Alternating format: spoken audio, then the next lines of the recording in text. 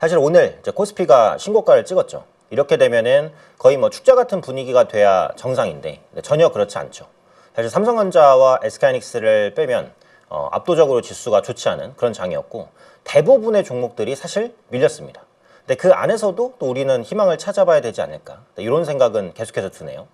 자, 반도체주는 뭐 계속 말씀드리기 때문에 뭐 업황에 대한 부분을 추가적으로 부연할 것도 없지만 계속해서 중심 섹터이기 때문에 또 주요하게 봐야 되지 않을까 싶습니다.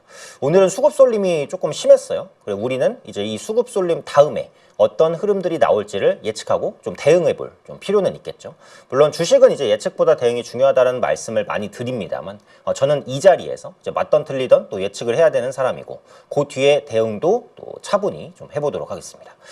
자, 반도체 수급 쏠림이 굉장히 심화가 됐습니다. 그래서 삼성직스의 이제 레버리지 한 18종 정도 되나요? 네, 출시가 됐고요.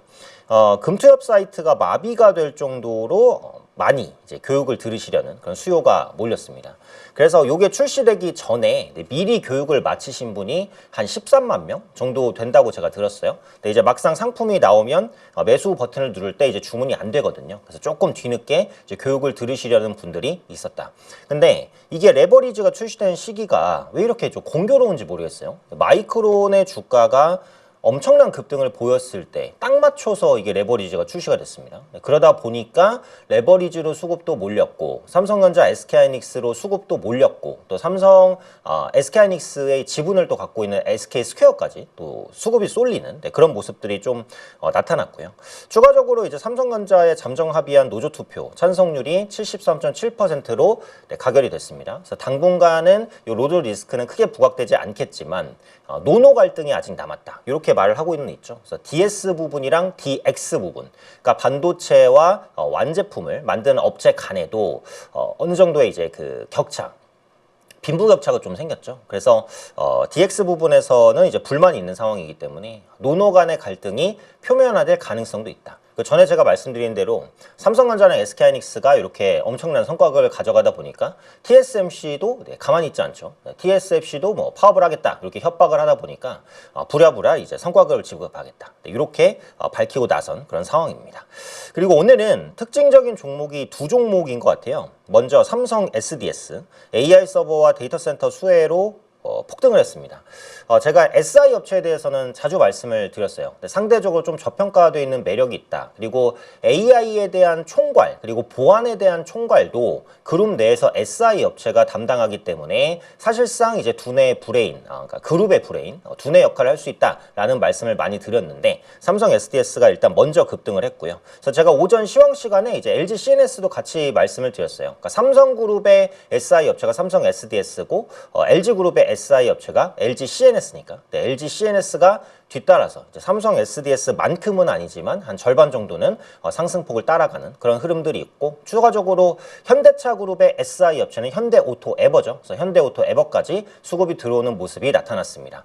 결국은 AI에서 파생되면서 확장되는 그런 섹터들로 수급이 들어오는 중이다. 이렇게 보셔야 될 것 같고요.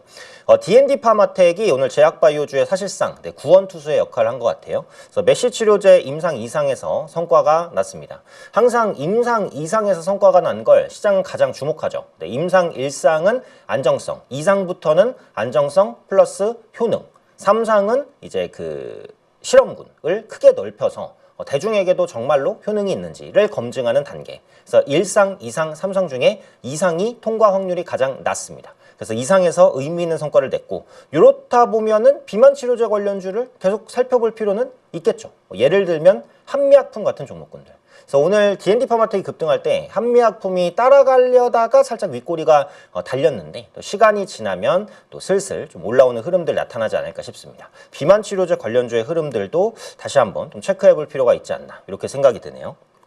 특징 섹터 보겠습니다. 앞서 말씀드린 대로 오늘은 반도체가, 그러니까 반도체라고도 하기가 힘들어요. 그러니까 삼성전자랑 SK하이닉스가 수급을 다 빨아갔습니다. 말 그대로. 그래서 그 두 종목 말고는 강한 섹터가 정말 별로 없었어요. 그래서 섹터도 제가 한 4개로만 분류를 했습니다. 삼성전자, SK하이닉스 일단 수급 쏠림인데 삼성전자는 막판에 살짝 힘이 빠졌고요. SK하이닉스로는 수급이 급격하게 유입되는 그런 모습이었습니다. 제가 전에도 말씀드렸듯이 저는 이제 레버리지 출시를 긍정적으로 보지는 않아요. 그러니까 레버리지를 출시한다는 것 자체가 그냥 단타를 치라는 것이나 마찬가지거든요. 어차피 레버리지는 전에도 말씀드렸던 음의 복리 효과라는 게 있기 때문에 장기간 보유할 때 손해를 볼 가능성이 꽤 높습니다. 그러니까 지금처럼 반도체가 계속 우상향을 하면 레버리지로 수익 극대화를 노릴 수 있겠지만 이 기술적인 부담이라는 것도 어쨌든 염두를 해야 되기 때문에 레버리지가 생김으로써 조금 덜 올라야 될 게 더 올라가고 조금 덜 조정받아야 될 게 더 조정받는 이런 현상이 발생할 가능성이 있다. 이렇게 생각이 돼요. 그래서 앞으로 삼성전자, SK하이닉스의 변동성도 엄청나게 커질 수 있겠다. 근데 변동성은 항상 위기이자 기회입니다. 그래서 없으신 분들은 변동성이 하방으로 크게 발현이 되면 밑에서 좀 분할 매수를 하실 수도 있고 비중이 많으신 분들은 변동성이 상방으로 극대화될 때 조금씩 비중을 줄여 나갈 수도 있으니까요. 어쨌든 변동성을 잘 이용하는 게 관건이겠죠. 또 액침 냉각 역시 유리기판과 함께 짝을 이뤄서 움직입니다. 그래서 GST, 유니셈, KN솔도 이게 클린룸 관련주기도 하면서 액침 냉각 관련주인데요.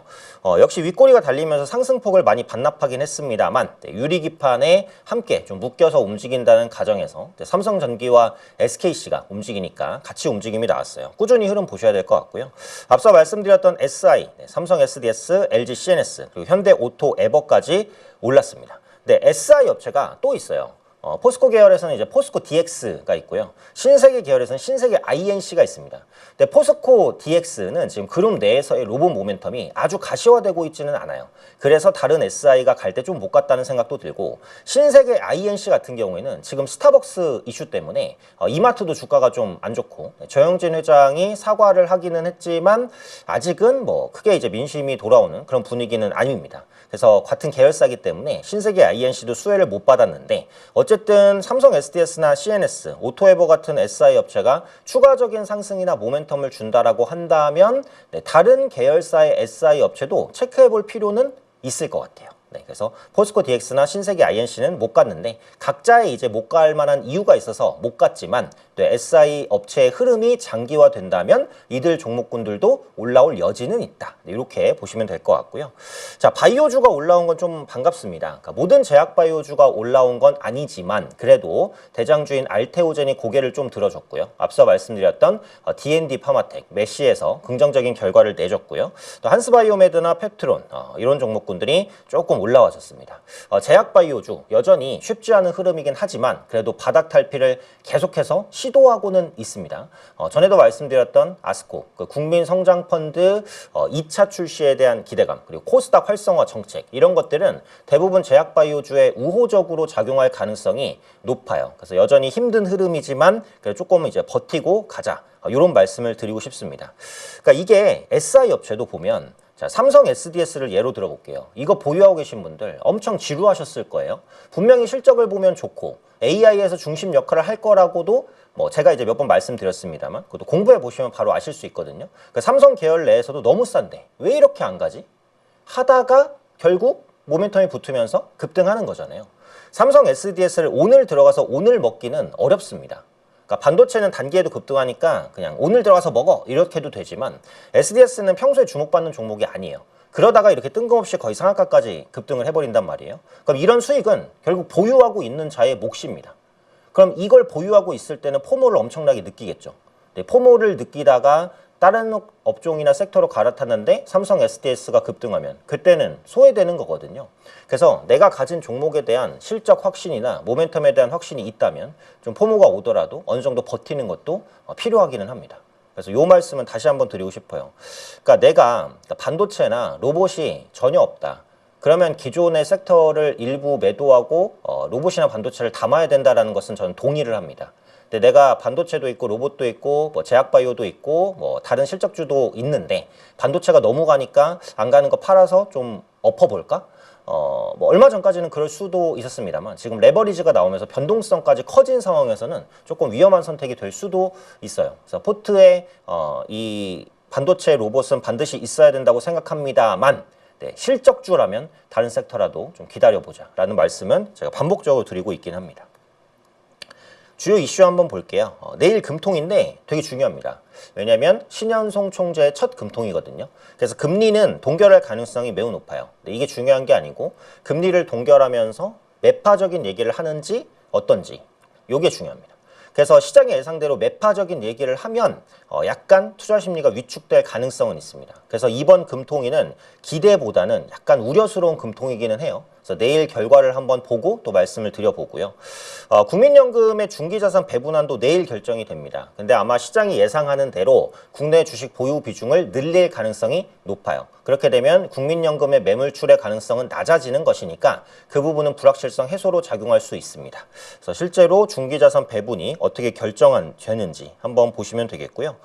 나사가 달기지 건설 장비 개발을 본격화한다라고 했습니다. 그래서 우주항공의 모멘텀이 좀 될 수도 있을 것 같은데 오늘은 반도체가 수급을 다 가져가다 보니까 우주항공 테마도 좀 힘을 쓰지는 못했죠. 스페이스 X의 상장이 좀 다가오면서 조금 다른 결과가 나오는지 지켜볼 부분이기는 합니다.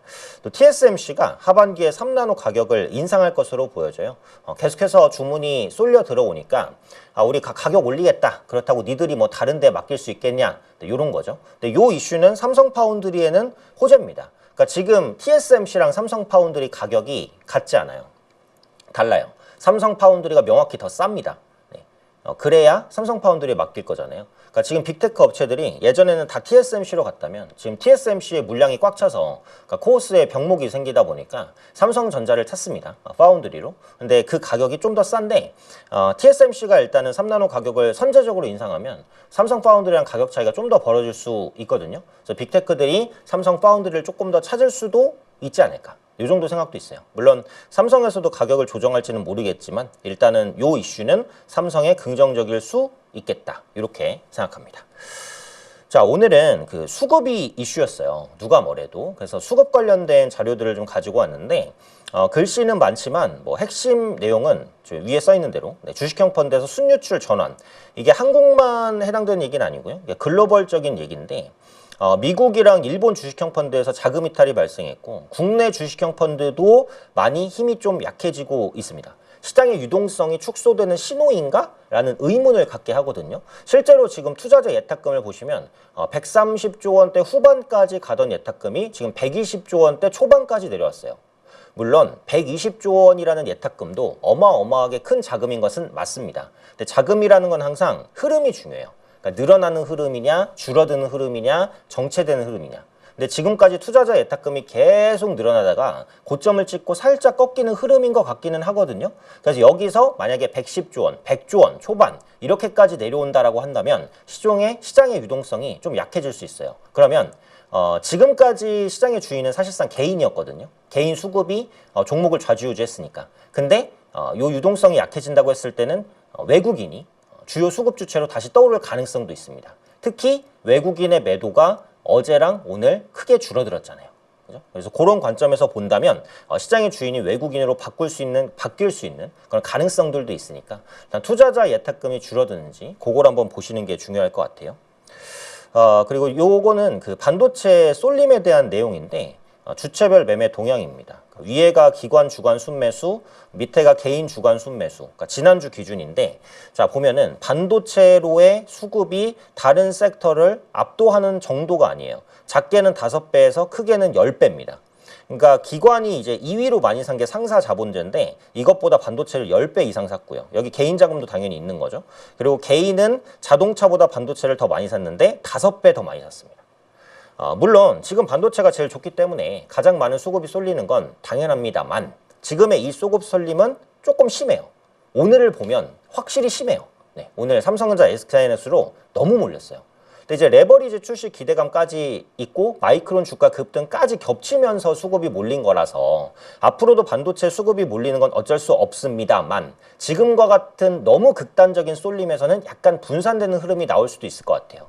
그래서 제가 실적주지만 안 가는 거를 함부로 팔지 말고 힘들지만 좀 보유를 해보자. 이렇게 말씀을 드리는 거긴 합니다. 그리고 요것도 한번 볼게요. 그러니까 지난주까지는 외국인 수급이 안 좋았잖아요. 그럼 외국인의 수급이 안 좋았던 상황에서도 외국인이 모든 주식을 다 팔진 않죠. 그 중에서도 사는 주식은 있습니다. 그래서 지난주에 외국인의 수급이 안 좋았던 와중에 샀던 종목이 뭔지를 한번 체크해 보면 지금 요 세 종목이 눈에 띄어요. 상위 종목으로 현대차, 두산로보틱스, LG전자입니다. 4위가 KB금융인데 지금 현대차랑 두산로보틱스랑 LG전자는 지금 다 뭐죠? 결국은 로봇 테마입니다.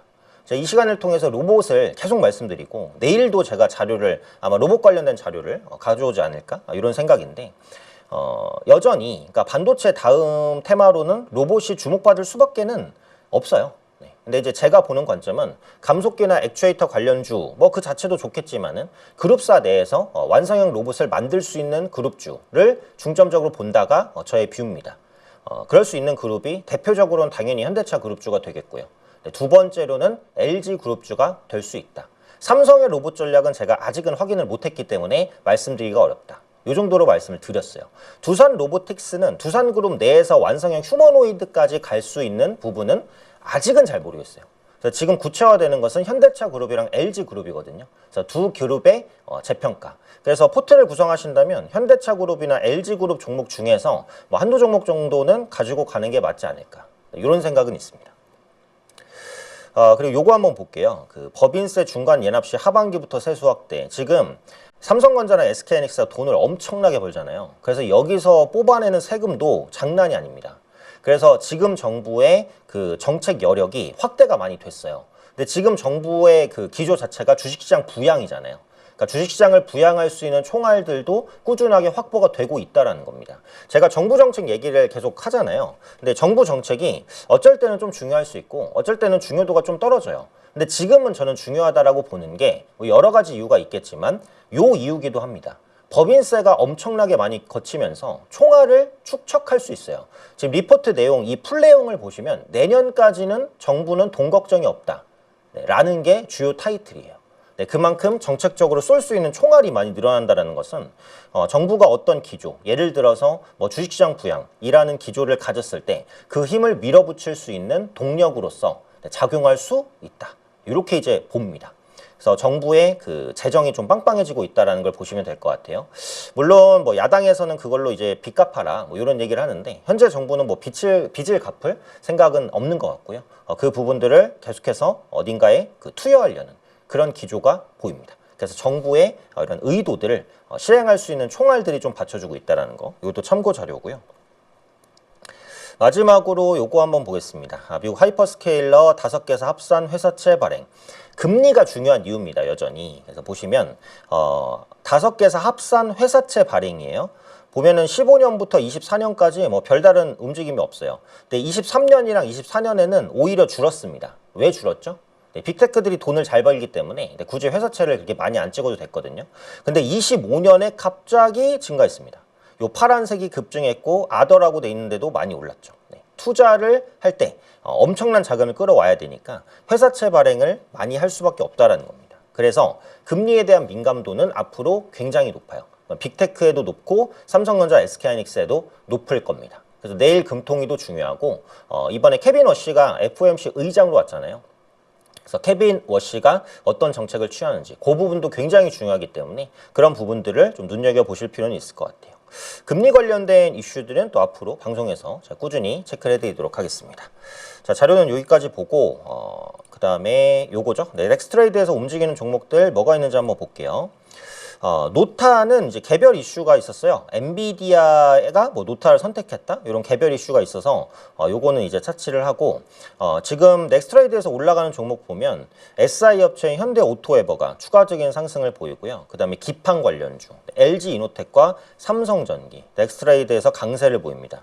일부 철강주가 조금 올라오고요. 에이징랜드 디자인하우스 관련된 이슈를 가진 종목군들 그리고 삼성 E&A 제가 어제도 한번 말씀드렸던 것 같네요. 재건 관련된 모멘텀 있을 만한 종목들 지금 미국과 이란이 그 60일 휴전을 연장하는 데 동의할 것으로 보여진다라는 기사가 아까 속보로 나오긴 했거든요. 그래서 그런 부분들이 확정된다라고 한다면 재건 관련된 종목이 한번 움직일 수 있을 것 같고 어쨌든 지금 시간 외에서 움직이는 종목을 보면 오늘 강했던 종목의 추가적인 수급 유입이 좀 더 나타납니다. 이렇게 되면 종목별로 수급 쏠림 현상이 내일도 살짝 나타날 수 있는 가능성이 있지 않을까 요 정도예요. 근데 올라가는 폭 자체는 아주 크지는 않고 섹터 중에서 종목도 제한적이니까 섣부르게 판단할 수는 없어요. 다만 지금까지의 넥스트레이드에서 흐름은 오늘 강했었던 종목군들로 수급이 좀 더 추가 유입이 되는 것이다. 이렇게 보시면 되고 그래도 뭐 HM 파마라든지 지금은 크게는 안 보이는데 일부 제약바이오주들도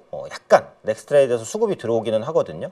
그래서 제약바이오주의 오늘의 상승 흐름이 내일까지 좀 이어진다면 제약주의 턴어라운드 기대감도 이전보다는 좀 높아질 수 있다라고 보기 때문에 그 부분도 꼼꼼히 체크를 해보시면 될 것 같습니다.